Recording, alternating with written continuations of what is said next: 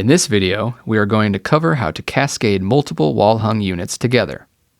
First, navigate to Menu, Settings, Cascading, and set each unit to a unique cascading ID number.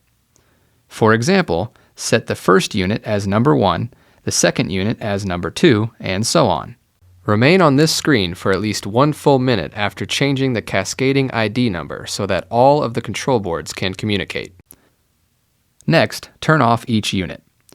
Starting at the first unit, route a communication cable from the control board on the first unit to the control board on unit 2, and so on. Next, set the number 3 dip switches on each control board. The number 3 dip switch should be in the on position for the first and last units in the cascaded set.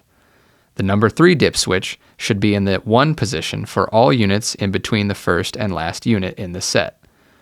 Turn each unit on one at a time, starting from unit 1. When all units have been turned on, change temperature on one of the units to make sure the temperature changes on the rest of the units.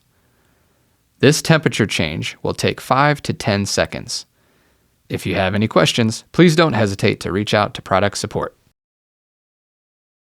In this video, we will discuss how to add your wall-hung unit to Telecare. Start by navigating to the Wi-Fi screen on the display by going to Menu, More, Wi-Fi. Download the Telecare app on your cell phone and create an account. On the app, log in and navigate to the My Installations page.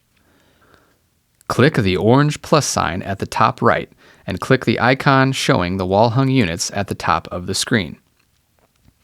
Follow the prompts in the app.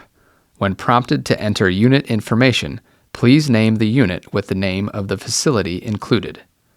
You can verify that the unit is successfully connected by looking at the Wi-Fi signal indicator in the top right corner of the screen. If the indicator is orange, the unit is connected and online.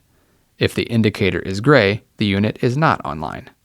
If you have any questions, please don't hesitate to reach out to product support.